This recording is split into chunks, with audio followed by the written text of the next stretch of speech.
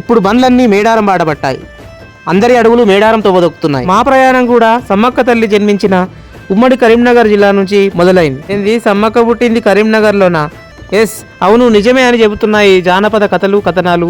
అది నిర్ధారిస్తున్నాయి జానపద చారిత్రక గ్రంథాలు. సుమారు 700 సంవత్సరాల క్రితం ఈ పొలాస ప్రాంతాన్ని కాకతీయుల సామంతరాజైన మేడరాజు పరిపాలించేవాడు. ఒక రోజు అతడు వేటకు వెళ్ళినప్పుడు ఒక పుట్ట మీద చిన్న పాప కనిపించింది. ఆమెకు సమ్మక్క అనే పేరు పెట్టి పెద్ద చేసిన తర్వాత మేడారాన్ని పరిపాలించేటువంటి కాకతీయుల సామంతరాజు అలాగే మేడరాజు యొక్క మేనలుడైన పగిడిద్ద రాజుకు ఈ సమ్మక్కనిచ్చి పెళ్లి. ఆ సమ్మక్క పగిడిద్ద రాజుల సంతానమే సారక్క, నాగులమ్మ, జంప. తీవ్రమైన కరువు కాటకాల వల్ల తను కప్పం చెల్లించలేనని ఎదురు తిరుగుతాడు ఈ పగిడిద్దరాజు. ఆ పగిడిద్దరాజుకు అండగా ఉంటారు సమ్మక్క, సారక్క, జంపన్న.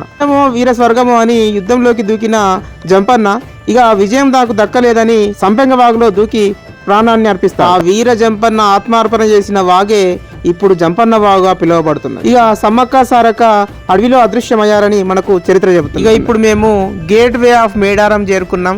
ఇక ఇక్కడ విశేషాలు నెక్స్ట్ వీడియోలో మేడారం గుట్టలో పుట్టిన గుడి మేడారం, జారు జారు పండ జంపన్న వాగు